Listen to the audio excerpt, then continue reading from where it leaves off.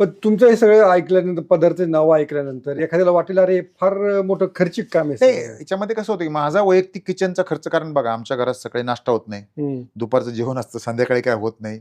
मी 100 gram जेव्हा नारळ खातो तेव्हा नारळ 40 रुपयाला भेटतो, त्यातून 300 ग्राम खोबरं निघतं, म्हणजे किती किंमत झाली माझी. कारण माझा मेन सोर्स तो आहे ना, माझा नारळ. तूप आपण घरामध्ये असतं. आणि मी सांगितलं तुम्हाला सोया चंकचा फार रेट नाहीये, टोफूचा रेट नाही तुमचं. मला वाटतं काहीतरी 200-250 किंवा मला वाटतं 400 रुपये किलोनी तुमचे चिकन ब्रेस्ट भेटतात. 400 रुपये किलोनी जर मला 200 ग्राम घ्यायचं असेल म्हणजे 30-62, तर तुम्ही समजा तेवढा खर्च. पण हा खर्च इतरांपेक्षा कमी आहे. म्हणजे तुम्हाला फार स्वस्तात जायचं असेल तर सोयाबीनच्या ज्या वड्या असतात ना, ते मग चंक भेटतात, ते करा काय. परंतु तुमचं आरोग्य महत्त्वाचं, कारण तुम्ही डॉक्टरकडे आजकाल व्हिटॅमिनच्या गोळ्या घ्यायला गेलं तर तुमच्या डॉक्टरकडे 150-200 रुपये लागतात. बरोबर. पण आता हे सगळं झालं, आता हे सगळं मेन झालं, पण मॅग्नेशियम आपल्याला लागतं का, आपल्याला कॅल्शियम लागतं, मग त्याचे सोर्सेस या जेवणामध्ये कसे मिळतात? याच्यामध्ये काय होतं, बऱ्याच वेळेला आपल्याला सॉफ्टवेअर मध्ये हे मॉनिटर करावं लागतं. आता बरीच सॉफ्टवेअर असतात, एखादं चांगलं सॉफ्टवेअर आपण शोधून त्यामध्ये मॉनिटर करतो, परंतु कॅल्शियम तुमची पूर्ण मिळत नाही. कॅल्शियम पूर्ण मिळत नाही म्हणजे ज्यावेळेला आपण बाथरूम मध्ये पडतो त्यावेळेला काहीतरी मोडतो, याचा तुमचं कॅल्शियम पूर्ण नसतं, नंबर 1. दुसरं जे आहे ते मॅग्नेशियमच्या जवळपास 300 पेक्षा जास्त रिॲक्शनला गरज आहे. डायबिटीसवाल्याला मॅग्नेशियम लागतंच, झोपेशी त्याचा संबंध आहे. त्यामुळे हे 2-4 जे न्यूट्रिशन आहेत ते तुम्हाला घ्यावे लागतात. हे ॲक्च्युली कॅल्शियम मॅग्नेशियम जे आहे ते कॅल्शियम नाही पण इलेक्ट्रोलाइटमध्ये येतं. किंवा B12 लागतं आपल्याला. B12 तुम्हाला दररोज घ्यावं लागतं कारण वॉटर सोल्युबल आहे. डी तुम्हाला मी सांगितलं होतं महिन्यातून एकदा घ्यायला लागतं, 60 kg टॅबलेट ते घ्यावं लागतं. कारण घ्यावं लागतं म्हणजे तुम्ही आता ते अनेकांनी ऐकलं नसेल तर घ्यावं लागतं म्हणजे त्याच्या गोळ्या घ्यायच्या, औषध घ्यायचं, काय करायचं? मी काय करतो, व्हिटॅमिन D3 माझं कायम कमी असायचं आणि त्याच्यावेळेला मेडिकलला गेलो की कमी व्हायचं, मग डॉक्टर गोळी देतात, मग ते आपलं 2 महिन्यांनी वाढतं, आपण परत एकदा चेक करतो, मग सोडून देतो. तसं नाही. व्हिटॅमिन A, D आणि E हे फॅट सोल्युबल आहे, त्यामुळे ते 1 ते 3 महिना बॉडी स्टोअर करते.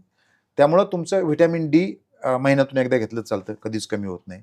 B आणि C जे आहे ते तुमचं हे आहे आपलं वॉटर सोल्युबल आहे, ते दररोज घेतलं चालतं. बी मध्ये एक नवीन प्रकार आलाय, बेनिफोर्टिमाइन म्हणून आहे. कारण जे डायबिटीजची लोक आहेत त्यांच्या पायाला जळजळ होण्याचं प्रमाण फार मोठं आहे.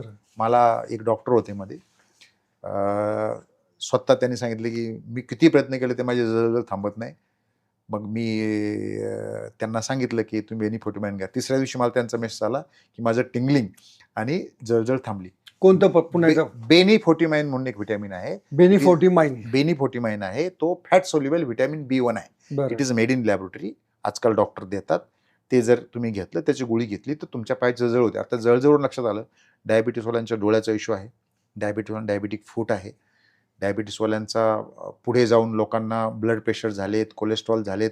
मग तुमचं जे मगाचं म्हणणं होतं की गोळ्या घेऊन, मग गोळ्या घेऊन काय झालं? गोळ्या घेऊन तुमचे आजार वाढले ना. म्हणून आपण म्हणतो की नॅचरल, नैसर्गिक, हे नैसर्गिकरित्या तुमचं फास्टिंग कंट्रोल करतो. शरीर अतिशय तुम्हाला जखम झाली असेल नाही तर खर्चटलं ना, शरीर तुम्ही काहीच लावू नका, त्याला खपली धरते आणि बरं करतात. तसंच तुमचं आतून होतं. फक्त मी तुम्हाला 3च फॅटचे सोर्स सांगितले, एक अक्रोड, दुसरं खोबरं, तिसरं तूप, बटर आणि नारळाचं तेल. याचा omega-3 to omega-6 रेशो चांगला आहे. omega-3 to omega-6 रेशो चांगलं नसलेलं जर फॅट आपण घेतलं तर शरीरावर लाल डाग पडणे, स्किनवर तुमचं हे होणं, आतून काहीतरी त्याला आता ज्याला मेडिकलमध्ये आपण इन्फ्लेमेशन म्हणतो, त्याचे तुम्हाला साईड इफेक्ट होतात. हे मी काय बाकी सगळं तुम्हाला बंद करायला लागत नाही. जोपर्यंत तुमचं पूर्णपणे सगळं व्यवस्थित होत नाही तोपर्यंत हे करा. मग तुम्हाला ज्या वेळेला वाटेल की आता मी एकदम हेल्दी आहे, माझे सगळे ब्लड रिपोर्ट नॉर्मल आले, परत सांगतो सगळे ब्लड रिपोर्ट नॉर्मल आले, मग तुम्ही हळूहळू इंट्रोड्यूस करा. म्हणजे आपण कुठल्या ब्लड रिपोर्टला नाव ठेवत नाही. माझं एवढंच म्हणणं आहे की मी सांगतोय करा म्हणून करा, पण मी सांगतो म्हणून तुम्ही ब्लड रिपोर्ट पण चेक करा, दर 15 दिवसांनी चेक करा. आणि मी जे बोललो ते तुमच्या ब्लड रिपोर्ट बोलले पाहिजेत, मी बोलून का उपयोग नाही. सोशल मीडियाच्या भाऊ गर्दीत विश्वासार्हतेने चकाकणारे नाव म्हणजे लेट्सअप मराठी. सगळ्यांना, सगळ्या नागरिकांना ती स्पीच, ती लेट्सअप वरील मुलाखती म्हणजे विचारांचा खजिना. त्यानंतरच्या निवडणुकीमध्ये मला सोडून गेले. बातम्या केवळ वस्तुस्थिती सांगणाऱ्या, न प्रोपगंडा, फक्त जनतेचा अजेंडा. क्योंकि आने वाला कल जाने वाला है, जाने वाला कल आने वाला है. राजकारण, मनोरंजन असो की क्रीडा क्षेत्र, महाराष्ट्राची स्पंदने संवेदनशीलतेने टिपणारे माध्यम म्हणजे लेट्सअप मराठी. जगासोबत एक पाऊल पुढे राहण्यासाठी लेट्सअपचे ॲप, सोशल मीडिया आणि वेबसाईट सोबत कनेक्टेड रहा.